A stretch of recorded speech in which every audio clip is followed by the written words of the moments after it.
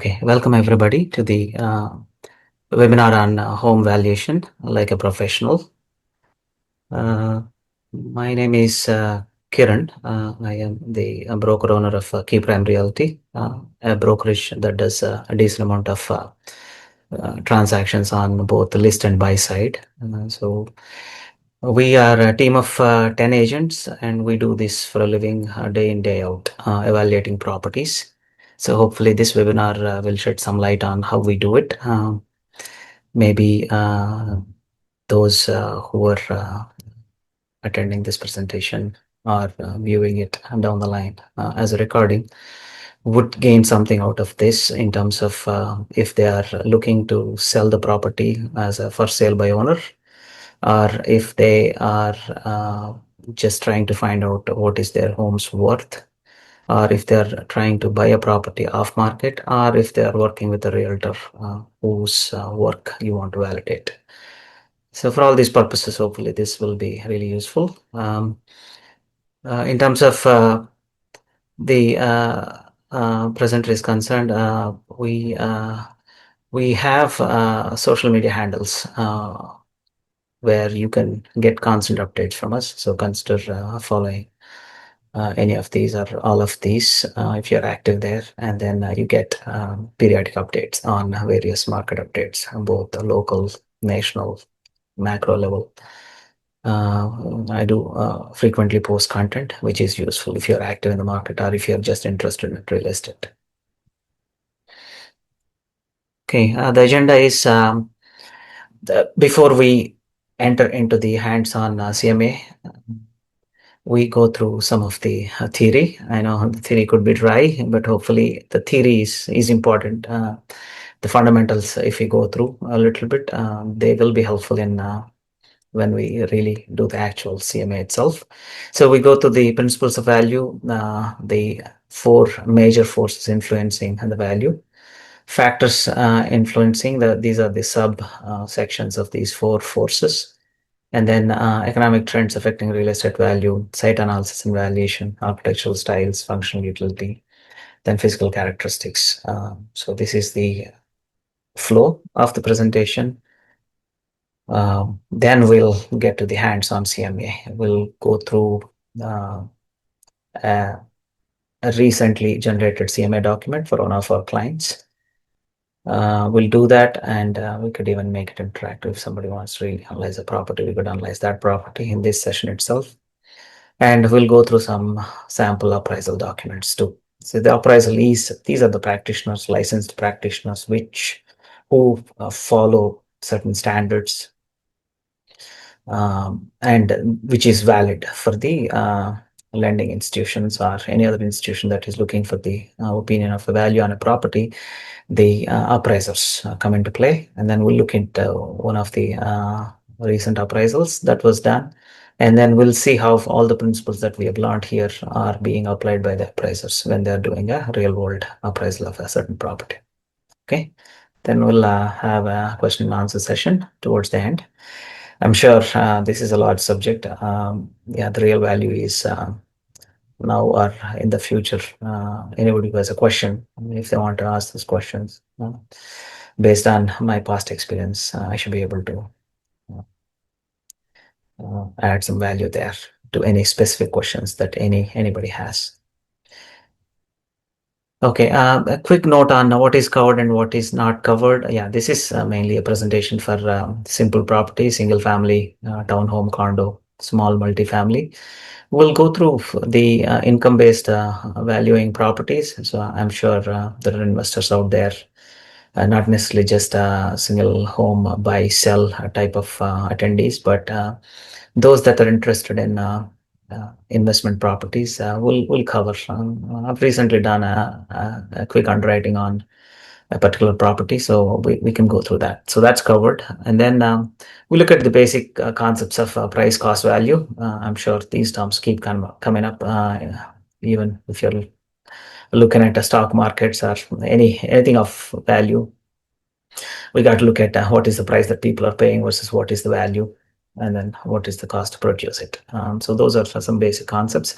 Factors influencing value. So those are the various factors that we just discussed in the previous slide, and then we'll go through individual slides with some examples. We just have 1 hour. Hopefully, I'll try to keep it in an hour. Then CMA, comparative market analysis. Yeah, this is what the real estate agents do.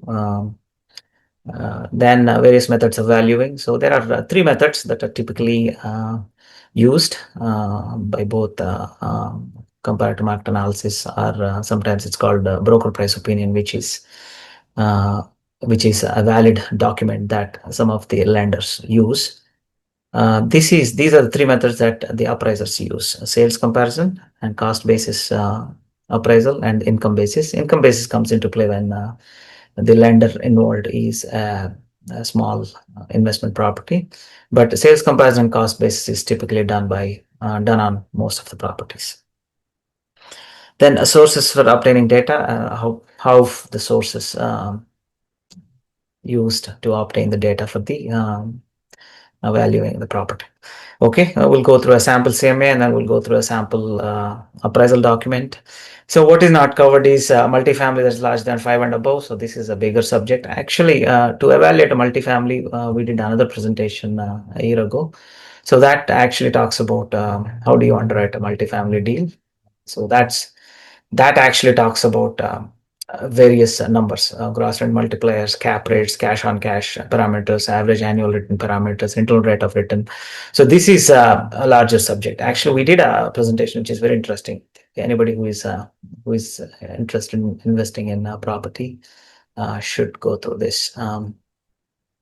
Then exact factors, numbers, suggesting values for features. So yeah, you will realize what I'm talking about here. So assigning exact numbers. This is it's kind of an art than a science. So we don't in this presentation go through, okay, what if this feature is missing in this property? How do I exactly assign a dollar value? So it's really tough to generalize things like that. So we'll just talk about the concepts, and then hopefully the attendees can apply those concepts to come up with certain values. Okay, and then rent versus buy calculations. Yeah, this is not what we are looking here. We're just a piece of property. How do you arrive at a market value on that particular property? So that's what we're going to discuss in this.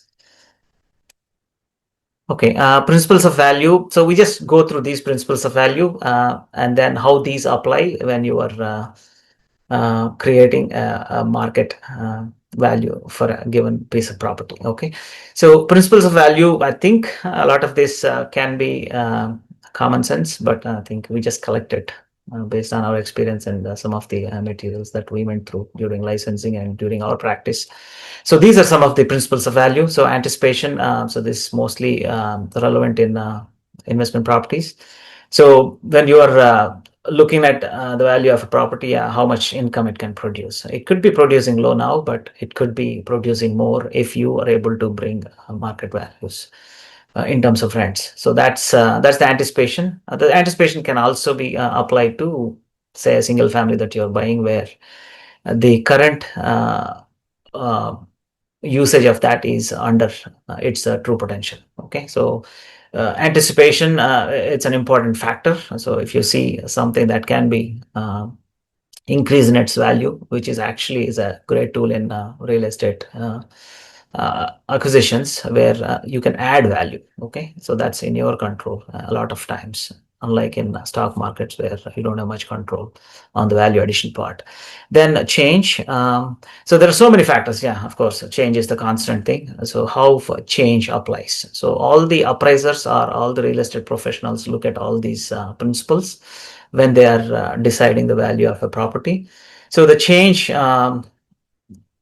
all the changes that are happening in the marketplace. So the practitioners should be really aware of all this. Competition, obviously, if you look at some of the markets where the competition will increase the supply, and then because of the increased supply, the supply overtakes the demand, and then the prices go down. So the competition is that principle where because of an opportunity, lots of players enter the market, and then they bring down the prices. So this is never ending or a certain state of affairs always. Conformity is, you're looking at a property that is not with the characteristics of the subdivision that it is in. So the conformity is one of the principles. So properties which conform to the neighboring homes tend to have a better value than something that is out of compliance within the subdivision. Contribution, this is the features of the property that contribute. As an example, a swimming pool could contribute to the value of the property. So, and also based on the location of the property, a swimming pool in Florida could contribute more to the value of the property, whereas the same could not add a lot of value in Greater Boston area. Similarly, the a garage in Greater Boston might add a lot of value to the property, which may not add a whole lot of value in some other places. So highest and best use, this is one of the important features. I think when you're looking at a piece of property, be it land or a home built on a piece of land or any commercial property that you're looking, is it being used with its highest and best use? So that's one thing that you always tend to look at. Say, for instance, if a zoning ordinance has created in which the property that you are buying actually can be subdivided into smaller lots, right? In terms of density. Say if you're looking at an acre land where there is a property that sits on that acre land, and then if the zoning allows say a quarter acre is the minimum required land for a piece of home creation. So you could think of 4 homes that can be created on that piece of land, although there are so many setback rules, zoning rules, all those come into play, but you need to look at highest and best use for any given property. And then increasing and diminishing returns. So this is I think the returns on a property could be increasing or diminishing. I think it's somewhat related to the anticipation. Sometimes the returns on a property based on some micro macro trends, it could be increasing the returns or it could be diminishing the returns. And then plottage. This is the concept of where you have a piece of property where you could add an additional property to this. For instance, if you have say a multifamily with a limited parking, and there is another single family right besides it with ample parking. So if you look for the opportunity of buying that and then combine the lots and then create a bigger parking lot, so then it can add a lot of value. So that is the plottage concept. So these are all the concepts. So when you are looking at a piece of property, you always want to see any of these apply. Okay, there could be instances where one of these apply, multiple of these apply, or none of these apply, but knowing is important so that when you are valuing a piece of property, you know that, okay, hey, I have an opportunity here. Okay, and then regression and progression, this comes very frequent. So if you're looking at a property, a highly improved high value property in the middle of smaller or medium priced properties, that is called regression. So that tend to bring down the value of that. Progression is when you have a smaller property that is among the bigger ones. So you tend to get the progression feature.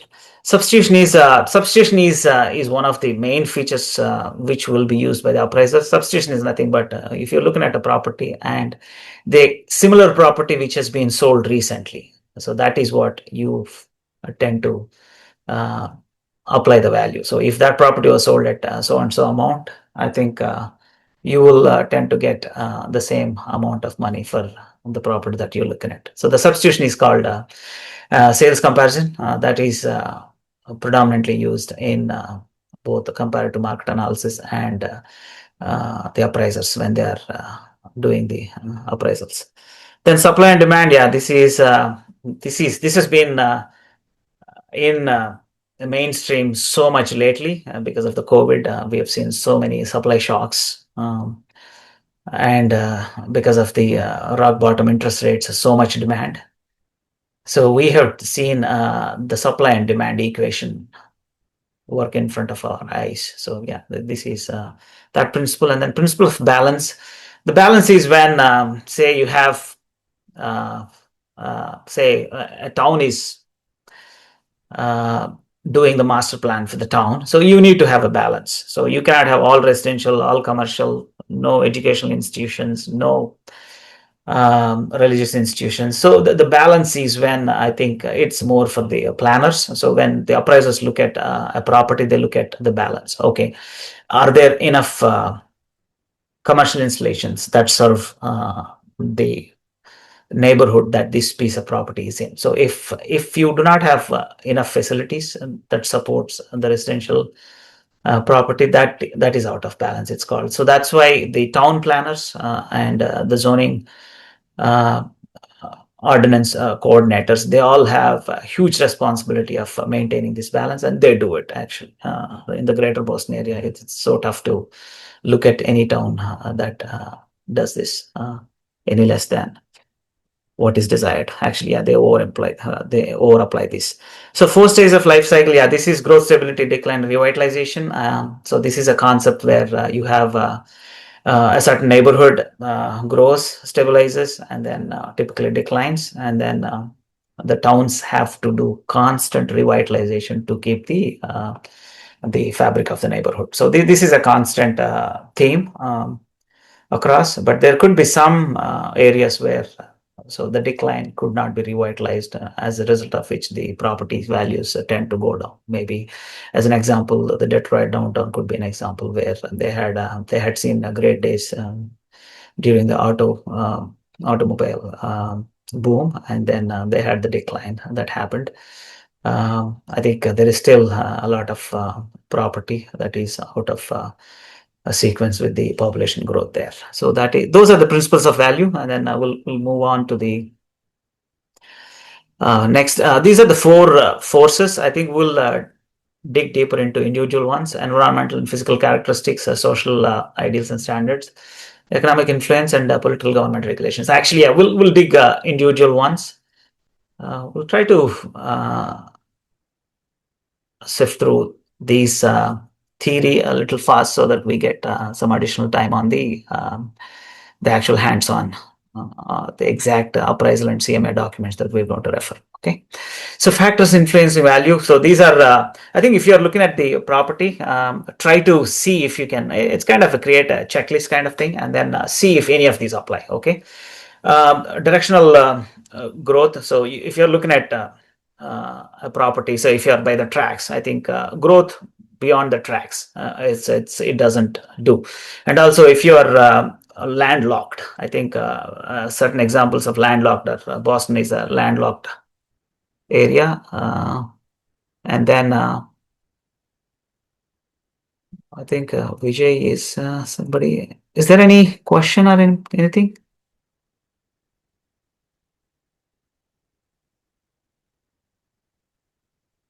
Okay. All right. I think we should No be. question, Kiran. Just No question. Right? raise Okay. my hand. Just quick. Okay. Okay. Yes. No worries. No worries. Yeah, that's fine. All right. Yeah. So yeah, these are the forces influencing, and then these forces tend to get subdivided into small factors. I think that's where we are. Directional growth. Yeah, obviously landlocked towns tend to have limited supply of land. Examples are Boston and San Francisco.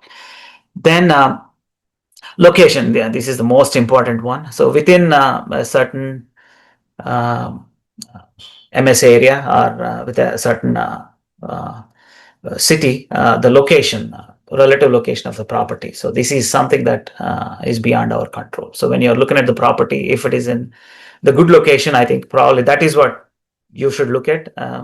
A poorly built property in a good location is always preferred than an excellent built property in a poor location, because location is beyond our control. Utility. So this is typically tied to the zoning restrictions. So how well the property can be utilized under the local governmental conditions. And then the size of the lot. I think this is more for the lot. So if you look at some of the lots, I think Yeah, if you look at some of the examples, I think, yeah, maybe one example that I was looking at is if you take Lexington as an example. So this is a town with land values with huge importance.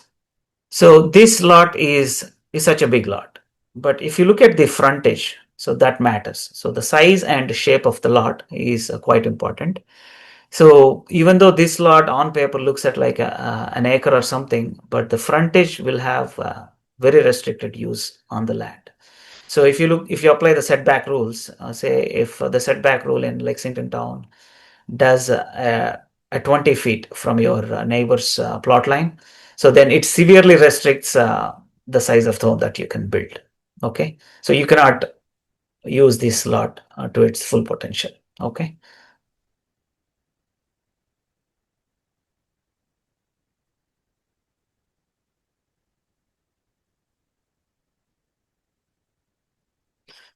And then similarly, corner influence, I think that is the, if you have a corner lot, so if you're looking at a business property, I think that helps in your corner influence. But in case of residential, unless you're looking at a town like Lexington where the corners could help you in achieving your setback rules, that could be a hindrance in terms of residential property valuation.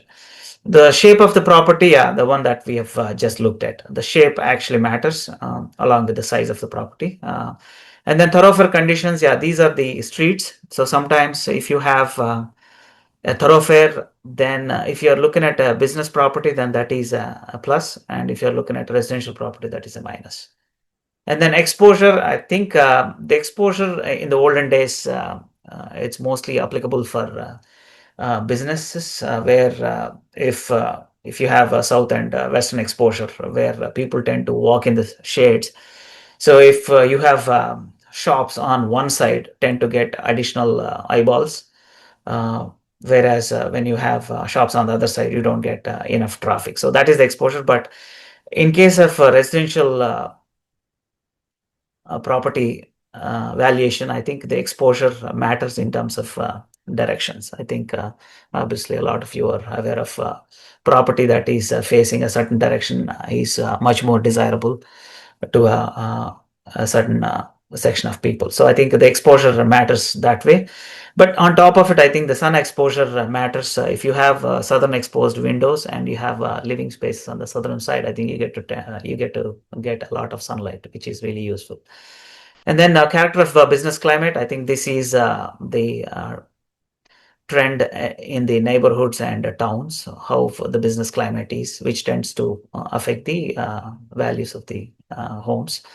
And then plottage or assemblage. Yeah, this is the discussion that we had before. So if you can combine the lots, I think you could improve the value of the lot. Then topography and character of soil. I think these are really important factors. I think, yeah, in greater Boston area, these keep coming up. So if you're looking at a particular land or the land around a built home, the topography matters a lot. So how much more you can improve. Okay, a leveled lot could be a little more valuable than something with hilly type of topography. And at the same time, a small topography could also help in visualizing a walkout basement. So sometimes the topography can be helpful. Sometimes it's a hindrance for the full improvement of the land. Character of the soil, I think this is very important. If you're doing a ground up development, I think you got to consider how good the soil is for the development. Will it require additional supports in the foundation and everything? So there is a trade called geotech engineering. So that is the department. I think they actually come out and then help you with doing the soil testing, and then they will give you the recommendations on how do you build your foundation so that the home stands well. So obsolescence, I think, yeah, these are this is a concept called obsolescence. Yeah, a simple example could be you're looking at a property whose HVAC system has gone end of life. So that's an obsolescence. And then, yeah, so you always look at can I mitigate it, right? Yeah, in this simple example, installing a brand new HVAC system will mitigate that obsolescence. But The problem is how much value it'll add. Okay, so you always have to factor in. Okay, so the HVAC system probably cost me 15,000. By adding that, how much additional value that I can put on this property. So that's how you looking at the obsolescence concept. And then building restriction and zoning. Yeah, this is it is so important, particularly for a state like Massachusetts and most of the towns that we have. So you got to, if you're looking at any ground of development, or if you're looking at any um, inherent value in a property, you always want to look at building restrictions and zoning.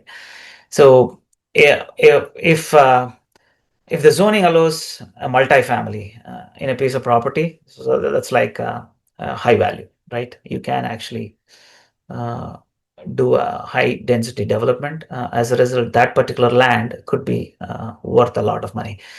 Whereas if you're looking at a single family zoning, which requires a minimum lot size of 1 acre, and then the lot itself is less than an acre, then there's not much scope to improve it any further.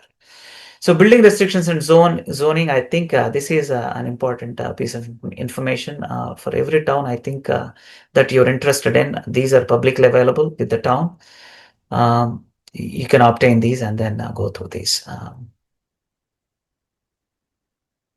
So economic trends affecting real estate value. Yeah, obviously the practitioners, including real estate agents and appraisers, should always, in theory, be aware of what is going on in the regional, national, and global economics. So these tend to affect the property values. Yeah. For example, the economics tend to affect the borrowing um, dynamics. So if the interest rates go down, obviously the borrowing capacity increases. As a result, more buyers can come into the market. As a result, I think the demand increases, and then that affects the property prices if the supply doesn't catch up with the demand.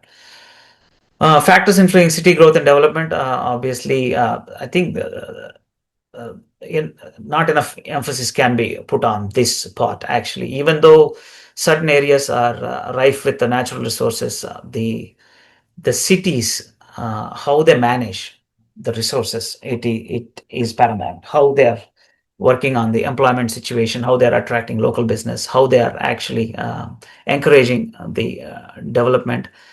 So that is an important example of how the city growth and development influences the value. Commercial, industrial, and extractive industry. So I think these three come into the same category. These are all how much taxation that the town receives, so that the appraisers can look at what is the current tax, and then what would be the future tax implications if the town doesn't extract a whole lot of revenue through taxes, and doesn't encourage the commercial, industrial, and uh, manufacturing within the city. So if there are no resources like this, then I think obviously they'll have to come after the residents for uh, supporting the town facilities. Then political.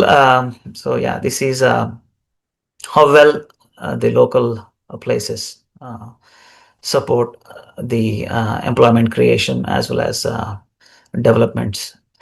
Then recreation and health.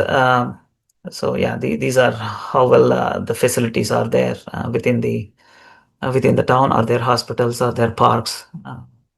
And then education, obviously, yeah, this is the most important one that drives the, obviously, yeah, we are all well aware of this, how the schools are ranked actually tend to drive the prices of the homes. And then population trends, I think, yeah, this is very important. So if you have increasing population, I think you should be fairly certain that the real estate should be holding its value. So that's why I think we had seen a huge real estate value appreciation in some of the Sunbelt areas post-COVID because of the natural migratory patterns. So the population trends, I think if you're looking at a MSA, a larger area, you always want to look at how the population is changing. Has it been decreasing over the years? So if that is the case, then I think if there are enough people to occupy the housing stock that is available, I think that naturally will bring down the prices of the property. The neighborhood analysis, this is, I think, when we do the analysis on a particular property, the neighborhood that this property sits in, I think we look at the neighborhood demographics. As an example, I think there is a good source here. If you go to citydata.com, this is a good source that you could, this is publicly available. And then censusreporter.org, this is also commonly funded, which actually extracts the census data and then which makes it publicly available. So we can just look at a couple of examples of this so that this is important. For instance, this is the city data. So if you go to city data, so this is the greater Boston area, and this is the median household income, so which happens to play a significant role in the real estate prices.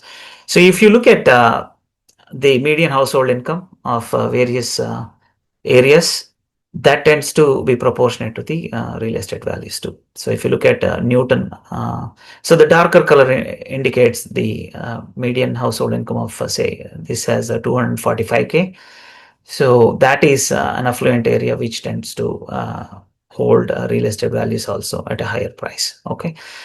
So this will tell you which is an adjacent area which is less, so it could gentrify. So if you're looking at say within Dedham, I think this is an area which has a 180K median household, and then the neighboring is 58. I think so. When you are purchasing a property for future potential, so this is one way to look at. Okay, maybe the adjacent areas are affluent, so people whoever are pricing out here tend to go to the neighboring areas. So there are certain limitations apply. I think you have to be well within the same town in order for these kind of gentrification to occur, or even the gentrification occurs across the towns too. One classic example is what we see is people tend to, people migrate from Westboro to Shrewsbury, Shrewsbury to Grafton, like that. I think people tend to migrate for lower cost areas. And in cases, in events like COVID, I think we have seen this pattern play out even significantly, where people just migrated to places where the real estate prices haven't gone up with a reasonable school district. Like an example was Mansfield. So this area, I think, you have some affluent areas, but Mansfield has seen a significant influx of people migrating from the more costly areas. So at one point, I think Mansfield was one of the hottest in the entire nation in the top 10 locations. So that is the one source that you could refer. So this goes by not only the city, but it dissects the city into smaller census blocks.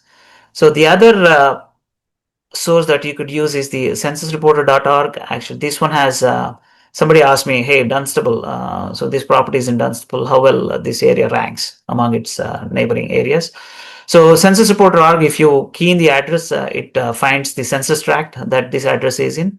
So census tract is a subsection of the city. So this is, you're going at a much localized area than the entire city.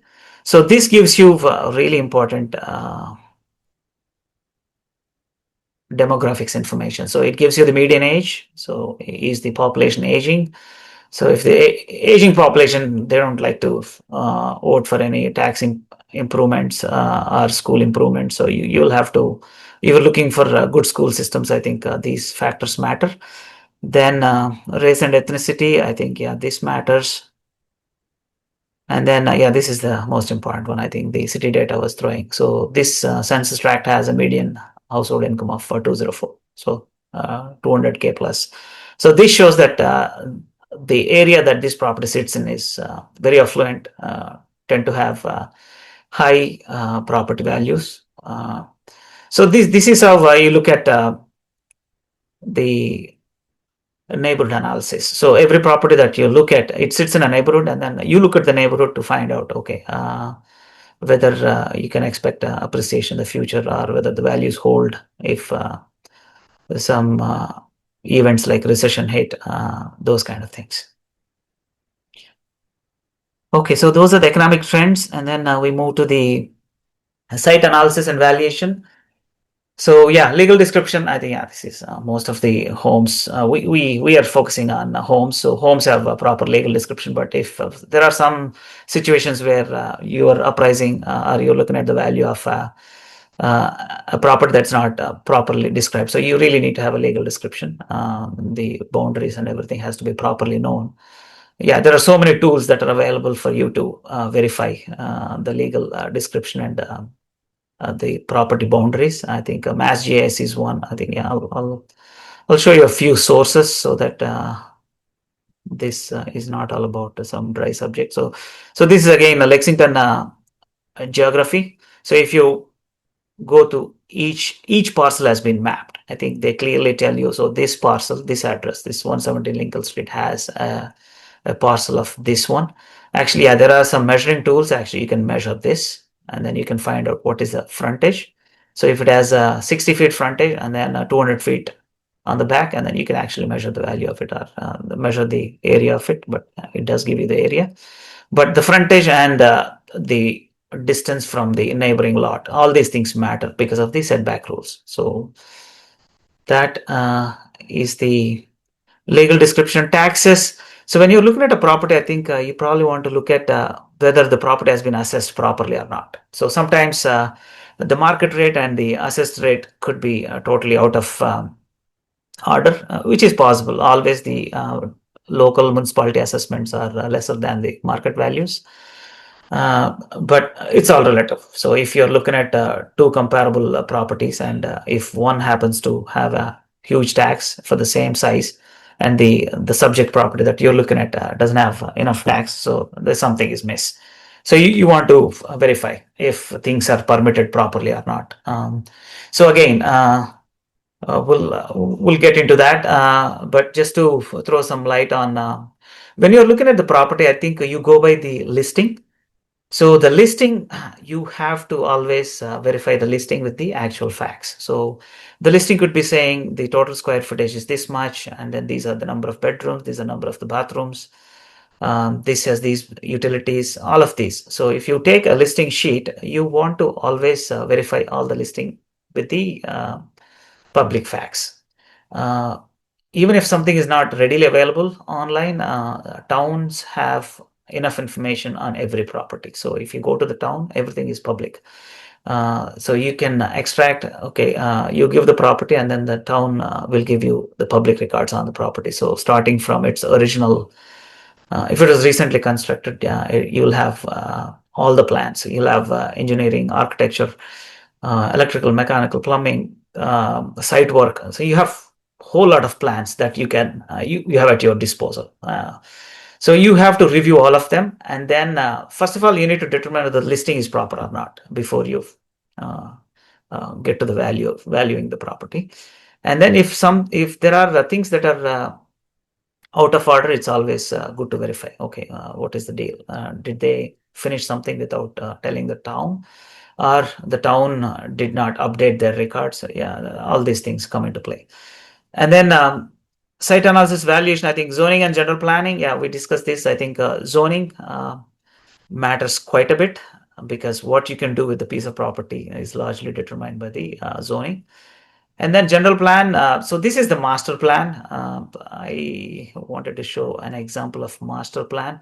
So every town has a master plan document. So master plan is like a guidelines. So every town comes up with a master plan document, which is for a 10 to 20 year kind of a planning. So the planning department of each town comes with, okay, we are going to have uh, this much land allocated for a business district. So usually that's called a central business district. So all the businesses tend to be there. And then we'll allocate this much for the single family. And within single family, there are R1, 2, 3, 4. There are different types of single family, low density to high density. So in this single family zone, we'll only allow one home per 1 acre. And the lower and the higher density, maybe they can allow 4 single family for 1 acre, something like that. So this is the master plan. I think if you're interested in any ground up development or in general, find out, hey, this property sits in this location. what is the deal, what is the zoning, and then what is the town's master plan. I think the town's master plan can help you if you're looking to get some variances. Variance meaning you're getting any special permits or you're getting any special considerations to change the use of the property. Okay, so the master plan document will tell, okay, we intend to create this much housing in this town in the next 20 years. So accordingly, they will plan the land use.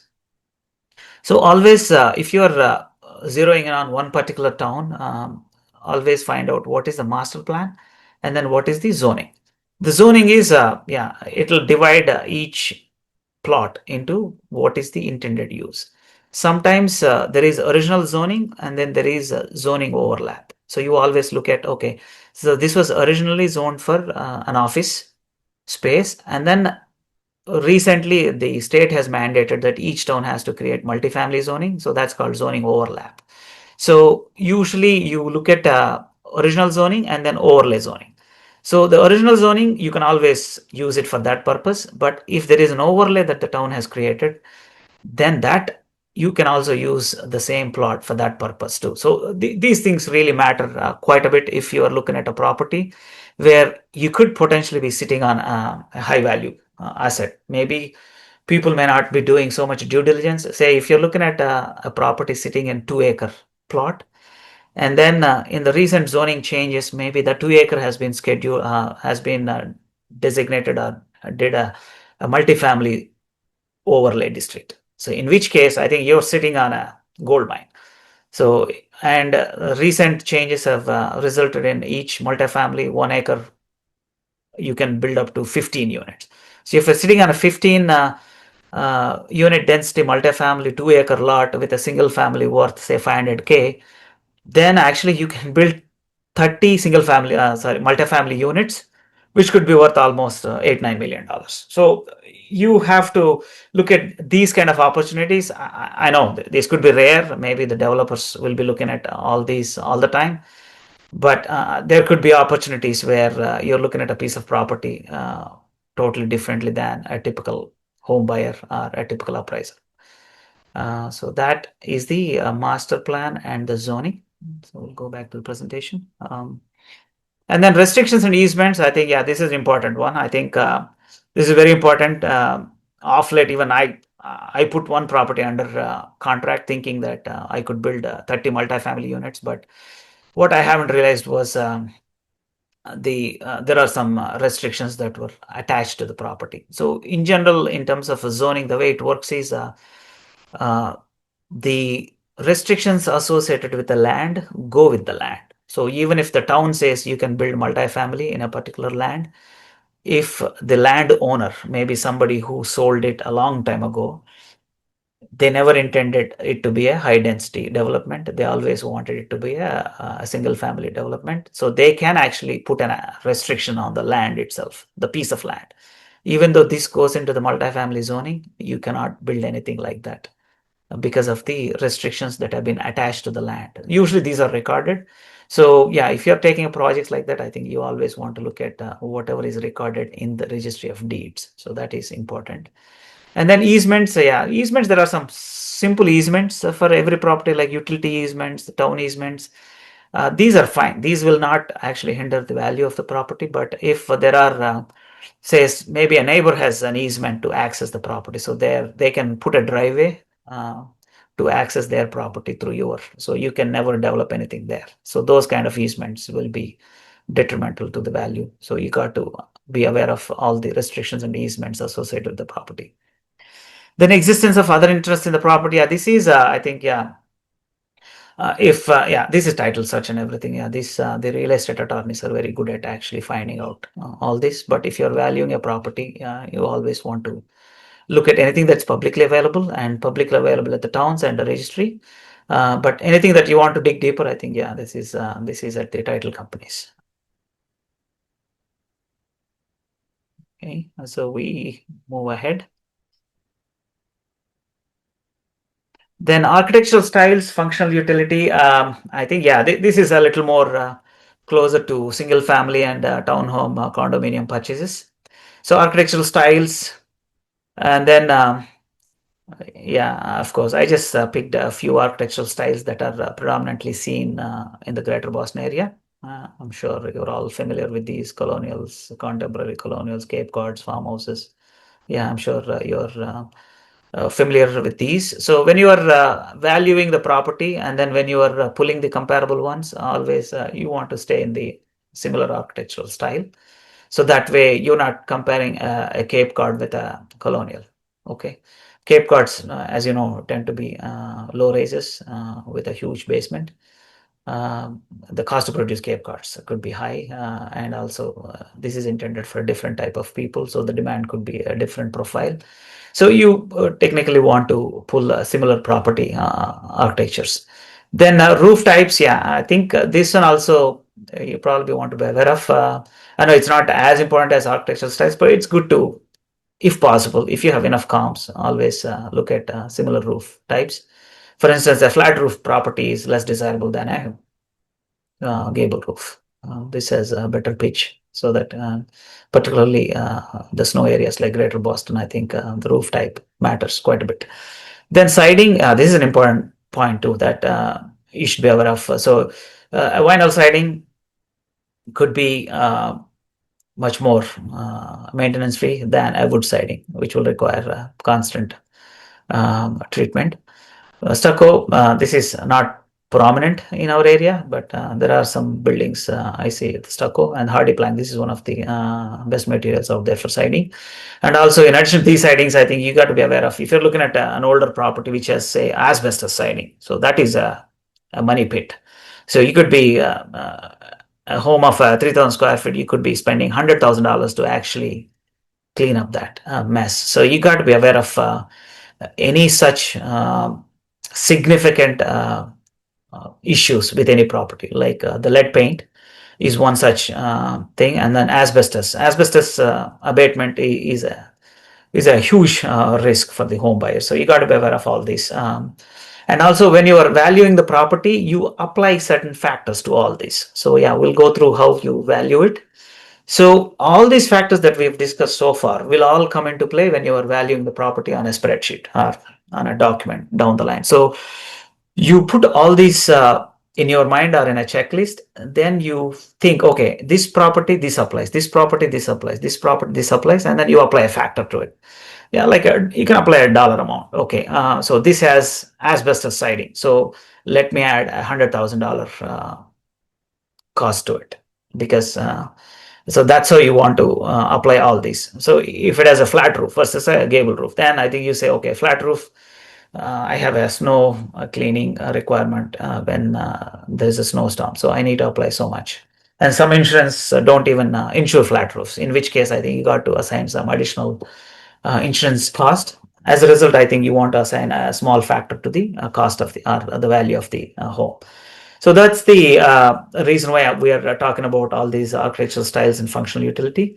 Then building quality, I think, yeah, these are standards. By the way, I think if you look at the assessments of the properties, the towns tend to create, okay, this is a low quality, fair, average. So each building, the town comes up with these flags. I don't know how good these are, but I think, yeah, these are a little subjective, but the appraisers also tend to come up with these titles for a given property. Um, so that, and then the functional utility, I think how well the architecture is done. I think some of the national builders, they do a lot of research on the functional utility of the buildings. Their architectures tend to be really far superior. So yeah, you can assign certain factor for the functional utility too. So if a home is architected by, say, Pulte or Toll Brothers or Lennar or one of those national builders, you could assign some value to it because of the functional utility of it. And then the site utility, I think, yeah, you could assign some value here, maybe a flat land versus highly graded land versus uh, a graded land which supports a walkout. So yeah, the site utility also, I think, yeah, whether that allows you to do, I don't know, whether it allows you to build a huge deck or a patio or any other items of interest. So those are the architecture styles and functional utilities. I think these can be applied to the CMA as well as the appraisal reports. Then physical characteristics, I think FHA, Federal Housing Authority, actually, these are the ones that insure the properties, right? When the down payment is less than 20. So FHA comes up with lots of checklists and guidelines when appraisers look at the property, even for brokers that give the opinion. Sometimes some of these FHA, Fannie Mae, Freddie, and some of the lenders, they don't pay the appraiser to do it, but they sometimes ask the real estate brokers to give their opinion, broker price opinion. It's called BPO. Then I think they can take some decisions based on those. So these checklists typically, I think there are each section talks about a whole lot of visual appeal of the property, livability, natural light, structural quality, and then resistance elements, and then stability of mechanical equipment. I think we can talk a whole lot of things about this, but I think you're close to 6. So we need to really look at some of the sample appraisals and comparative market analysis. So I'll just skip through this. Structural quality is very important. I think when you're looking at a property which was built with, for instance, a lot of lolly columns without any LVL beams, that's structurally inferior when compared to a steel beam and steel column property, which is typically done by national builders like Toll and Pulte. So that's the structural quality. Resistance elements in usage, I think you might be looking at some people who just cut corners, put a lot of not so weather resistant materials like natural wood in the exterior, which is not a good idea at all. And there are some builders who actually spend the extra money to put all the weather resistant materials outside, like all the aluminum windows and vinyl siding, or even hardy plank siding, and all the Trex materials, composites, and then vinyl wrap everywhere the wood exposes. So there are ways that people can build high quality versus people who can save on materials in some places. I think whoever is looking at the property should be aware of all this and apply the factors when they are valuing the property. Okay, so I think that concludes the theory part. I am sorry, it is so dry. I know it's a lot of theory, but I think when we look at some of the sample CMA, so we look at the CMA about 5-10 minutes, and then we look at an appraisal report 5-10 minutes, and then we'll wrap it up. I know it's we'll be going 10-15 minutes more than the allocated time. Hopefully you can stick around. Otherwise, there'll be recording which you could refer it to. All right, so we'll first look at the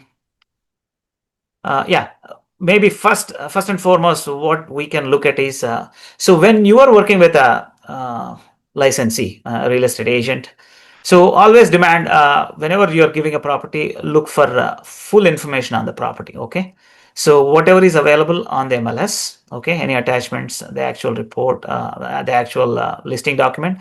In addition to that, I think have your licensee do a whole lot of analysis on the property. Okay, so do the public records extraction, okay, from the town, which is available online versus whatever is available at the town in person. Okay, I know usually whatever is in person available comes into play when you have decided to offer, and also when you are doing the due diligence.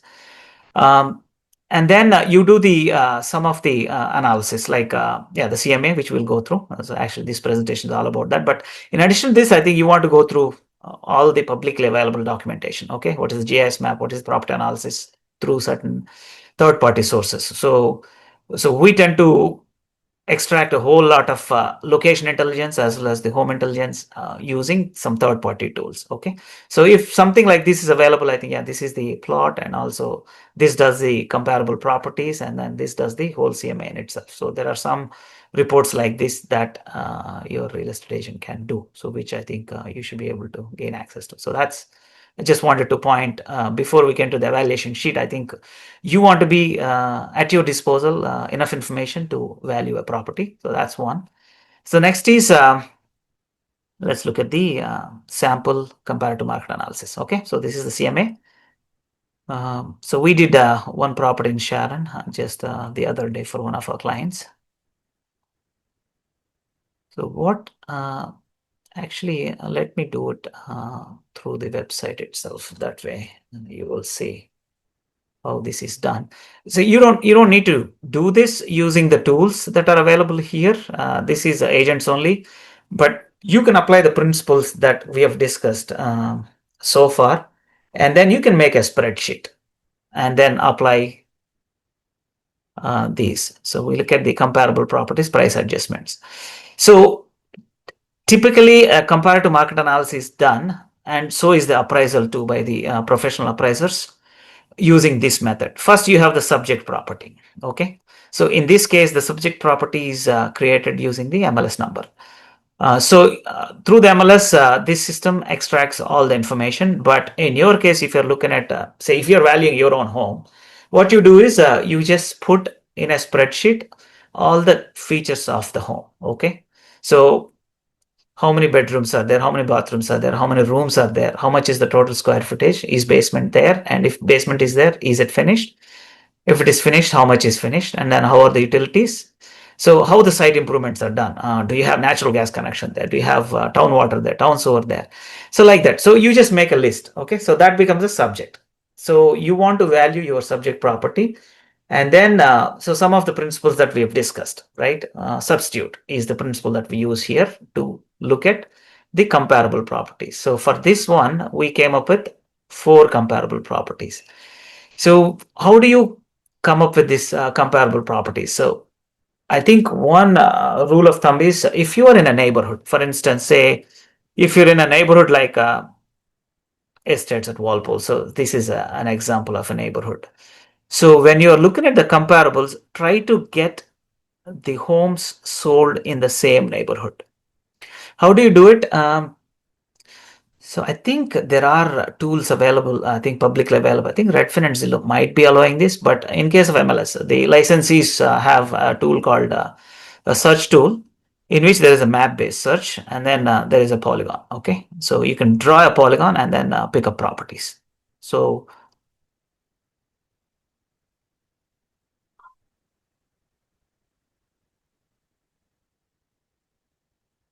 if you look at a polygon, right, you can just draw a polygon, and then, so this polygon is very flexible. So you want to actually look at the neighborhood characteristics. So if the home that you're looking at is in a neighborhood, you want to draw a polygon that constitutes the entire neighborhood. That way you're not going, you're not looking at properties that are not characteristic of the one that you are evaluating. So that is an important tip. Always look at the comparable properties that are, if it is a neighborhood, just go with the neighborhood. That is your best bet, so that you get the similar characteristics, right? This whole thing is about picking the right comparables and then doing the right price adjustments. The price adjustments is the concept that we have gone through a whole lot, right? So you have to look at, I think, make a checklist of all these factors that we have discussed. Okay, so what is the zoning? So are there any zoning restrictions? Is the property in compliance with the zoning? I know, even if it is out of compliance, don't worry. If it is grandfathered, you're okay. But if it is not grandfathered, that's an illegal development. So you got to assign some value to it. So if a property that was sold with this deficiency, you probably want to add some value to it. So when you are doing the comparisons, right? So always, if there is a positive feature for a particular property, you always negate that. Okay, if it has a negative, you will add value to it. That way you get the comparable values, right? So in this case, there is a subject properties 10 Magnolia, and then we came up with these 4 comparables. This has solar panels. All these solar panels have been paid, right? So that is a feature that in MLS, actually that is a feature now, annual power production. We pick this, and then we say that because of the annual power production, I think all these panels, depending upon the time they were installed, if these were installed recently, we say that, okay, this is a value of $20,000, right? So you want to negate. So if this was sold at 1.185, in order to compare this with your subject property, you want to negate that, because this 20,000 value is because of this feature that is missing in this home. So you want to apply all these. I think a true comparable market analysis or an appraisal report contains a whole lot of these kind of additions and subtractions. That is how you arrive at the true value of a subject property. So you want to be really thorough. First thing is you want to validate. So that's first of all, this guy says he has a basement of, I don't know, 1,000 square feet. is it supported? You go to the public records and then you support the fact. Okay, the public records say that there is a 1,000 square feet basement, but the public record says that it's unfinished. Now that's a big red flag. Then you have to see, first of all, if it is on the subject, then I think sometimes it's a no-go, right? In order to regularize an unpermitted basement could be quite expensive. There are ways to do it, but I'm sure you have to go through a whole lot. So in that case, I think you have to, if that kind of a defect is on one of the sold properties, you probably want to negate maybe $100,000 or something like that. If it is a 1,000 square feet basement, which is unpermitted, actually to regulate it, I don't think it will cost 100,000, but you probably want to say, in order to regularize an unfinished, unpermitted basement would be, I think, doing a rough inspection and a final inspection and all the permits. Everything could be like, you might be spending, I don't know, $10,000, $20,000, something of that nature. So you will negate that. And then similarly, I think, yeah, year built. Sometimes you tend to get properties built in similar, but sometimes you can get properties built across a certain spectrum. So you want to assign a certain factor. A property that is built lower, maybe you can say that every year the depreciation, maybe a few $1,000s worth of depreciation you can factor in. And then if your subject is 1985 and then this one was sold at 900K in 1977, you probably want to add a $10,000 adjustment to it. Because if this same property were built in 1985, it could have sold at maybe 920K. You want to add a small adjustment number there. Similarly, fireplaces. So if you have your subject has a fireplace and a sold property has two fireplaces, probably you want to apply an adjustment there. So all these adjustments, if you apply based on the checklist that the presentation we have gone through, right? So you go through the checklist, look at anything that applies to your subject as well as your comparables, and then do all the adjustments. And then at finally you come up with your true value of your comparable value of your comparables. And then the CMA will come up with a document like this. So this tells, okay, this is the subject property. And then these are the comparables, and then comparable adjustments will be there. And then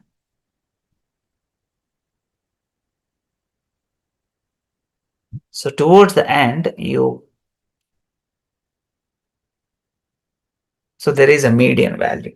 So always I would go with a median value rather than a average value, because one improperly sold property could skew the numbers. So a median is a better indicator if you have a larger set of comparables. A median is something that is right in the middle, right? Mean reversion. It's always the principle that you can count on. If one property was sold exceedingly at an outrageous number, that can skew the numbers when you are valuing one property.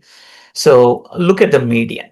That would be a good indicator in the CMA. So that is the CMA, and then these are price adjustments. Yeah, this is a tool that actually helps us to come up with this. So suggested sales price is based on these four comparables. Your properties that you're looking, the subject property is valued at this. So this is the opinion. Yeah, the value is just an opinion. And then based on this, you can make, okay, if you're offering or if you're looking at the listing, then you know that, okay, so whether it is listed at a reasonable price or not. Okay, all right. So that is the CMA. Then we look at a sample appraisal also, so that you will see all the principles that we have discussed so far, how they are applied. Okay, so this is a new construction that was recently appraised in the town of Westboro. So here,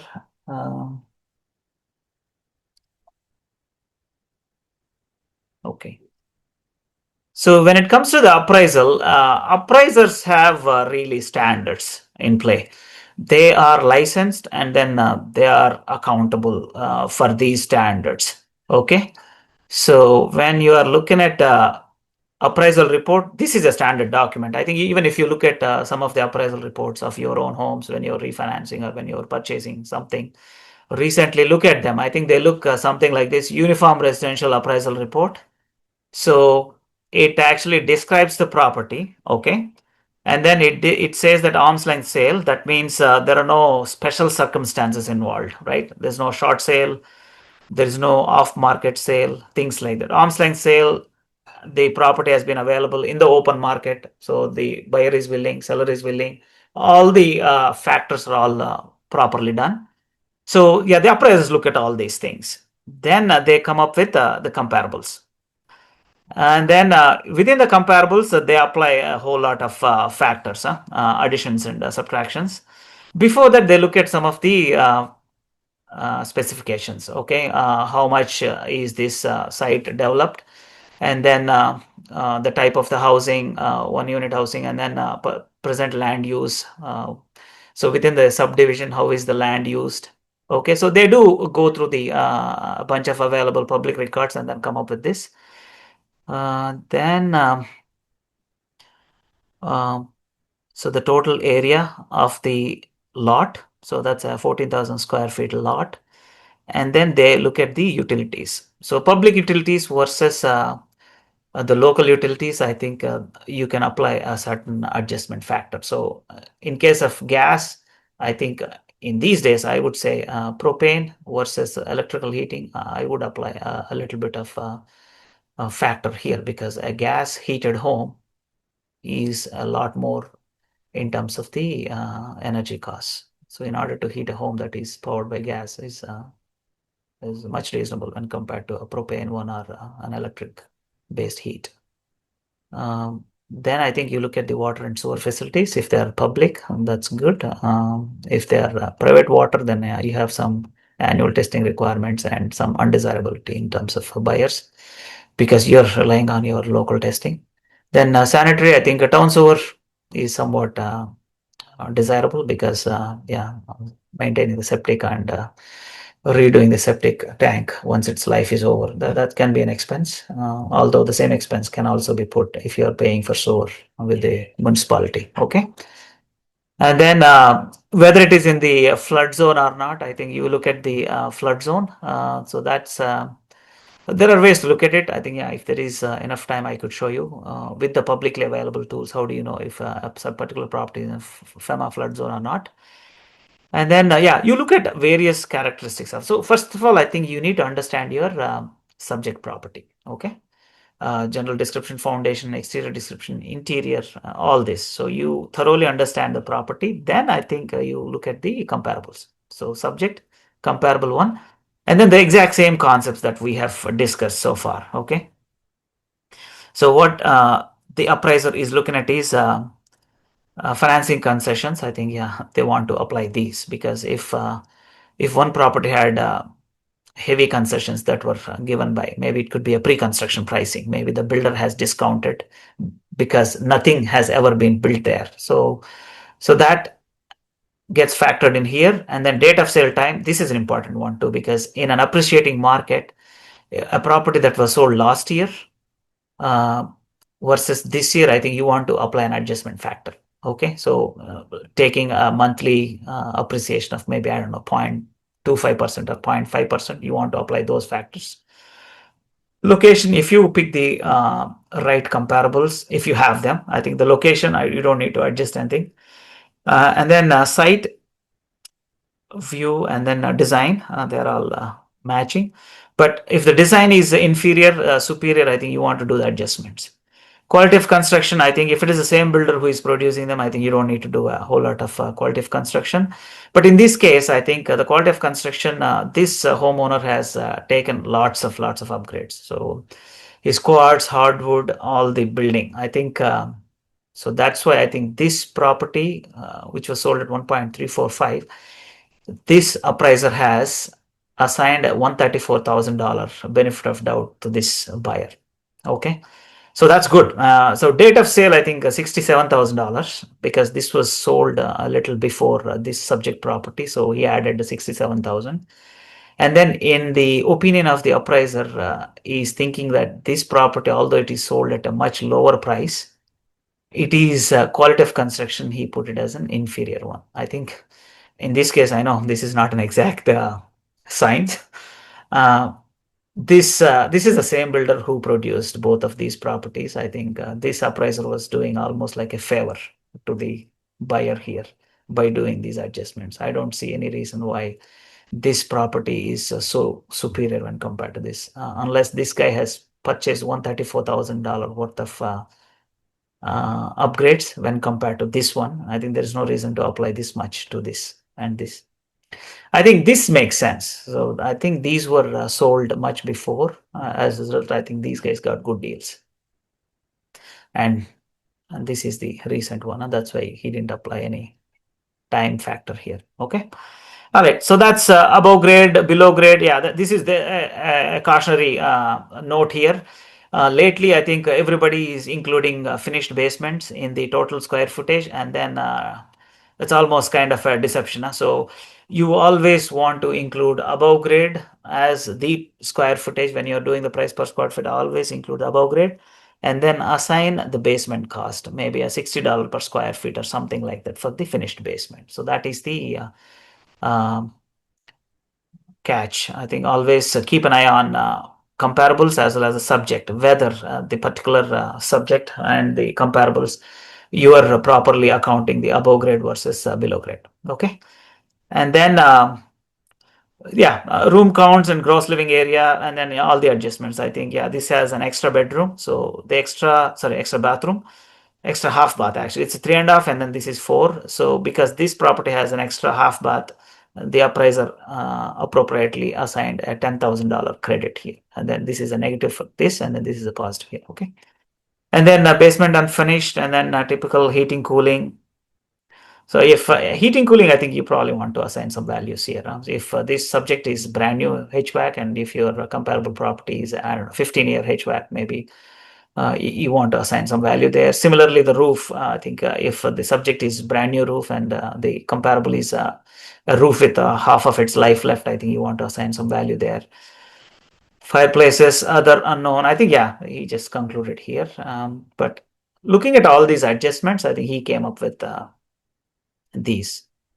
So although this was sold at 1.345, if this property, to bring it to this style and then to value it at this time, it would be 1.524. So that's what. So if you look at this and then doing the adjustment number, I think that is where the trick is. So if you just look at it and then this subject is 1.549, it would seem that you are overpaying for a particular property. But if you look at the adjustments, I know I wouldn't count on this adjustment, but I think the timing. So these guys booked the property maybe 1 year before or 2 years before. As a result, I think they got almost like a 4 or 5% annual appreciation benefit, right? So you apply those, the date of sale. That is the most important factor that you want to do an adjustment. Then you look at these, and then the appraiser will tell, okay, hey, based on these 3 comparables and after applying all the adjustments, I am arriving at the my opinion of the true value of this property is this much. So based on this, I think they come up with the valuation. So all this. So indicated value based on sales comparison is 1.525. So that is their opinion. That's fine. And then this is the document that they submitted to the lender, and this is a uniform document. Most of the appraisals conform to this, and all the lenders and the lending standards, all the lenders use, like Fannie Mae, Freddie, Ginnie Mae, all these guys use the or accept this format so that they all can compare. And then usually there is a whole lot of commentary. The appraisers do a whole lot of commentary. The similar commentary you can expect it from your real estate licensee too. Okay. And then this is the cost approach. Yeah, that is the one of the 3 approaches. So you have the sales comparison approach, and then there is the cost approach. And then the third is the income approach. Income approach, I'll spend 5 minutes because that is a subject by itself. So I wouldn't bother you with a whole lot of income approach. So that will be a separate subject altogether. Cost is, I think, yeah, there are so many. National Association of Home Builders, NAHB, they publish costs to build a property, cost to build a home in a particular metro area. So that is what this appraiser is coming at. Okay, so he is thinking opinion of site value 365. I would say a buildable lot, an improved buildable lot in town of Westboro is a little more than this. 365, there's no way you can buy a buildable lot. So it usually should be 400-500K. Yeah, I know. Like I'm saying, so there are sometimes the appraisers, there's so many competence levels here. So I don't know. As a realtor, I can very well say that if there is a 365K buildable lot with all the amenities that this lot has, I would jump on it in Westboro. So, but anyway, he assigned 365K, and then dwelling 3071 above grade. The appraiser valued at 265 per square feet. So that is coming out to be 813, 815. This is the normal. So if you were to contract with a builder, I think 265 is on the lower end. These days, I think the general contractors are not even offering this price. But if you were to build, I think you could beat this. If you become your own owner builder, I think you can beat this very well, in my opinion. But anyways, so that's how they came up with this, and then with the basement, a square foot 125. So it's not a finished basement, so I don't know why they assigned 125 value, but they assigned 196, amenities 30,000. Garage, this homeowner took an extra garage. So for the extra garage, I think they did 100,000. Actually, it's kind of a finished garage with so many HVAC and all of that. So that's why they assigned it as an extra room. So total build cost 1145. The land is 365, and the total is indicated value by cost to price 1525. So kind of it matched with the other sales comparison approach. So always your cost approach and the sales comparison approach, yeah, you can reconcile. Hey, if I were to rebuild this exact home, how much it would cost? That's one way to look at the market value of a given property, right?